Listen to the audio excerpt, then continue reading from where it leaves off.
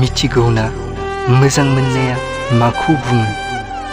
सोरखौबा साननाय आरो फिन मिनिस्लुनाय, सान हर बैनि बागै बाथ्रा रायज्लायनाय आरो फिन मोदै बोहैलांनानै उन्दुनाय। थारैनो बेनो नामा मोजां मोननाय? जिउआव बयनिख्रुइ बांसिन दुखु गोसो बायब्ला नङा, फोथायनाय बायोब्लासो जायो। मानोना जों सोरखौबा फोथायनानैसो गोसो होयो।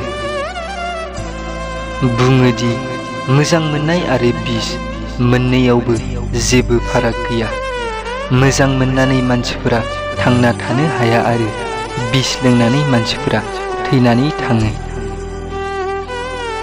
दुखुआ अब्ला जाया जेब्ला जोंनिफ्राय सोरबा गोजान जायो। बयनिख्रुइ बांसिन दुखुआथ' अब्लासो जायो जेब्ला सोरबा गावनि आंगोआ लोगोसे थानानैब्लाबो गोजान जायो। मोजां मोननायाव मानसिफोरा एरैबादि गोरा जायोदि सासे मानसिनि थाखायनो गासै मुलुगजों जुजियो आरो एरैबादि लोरबांबो जायोदि सासे मानसिनि अनगा थांना थानो हाया जायो।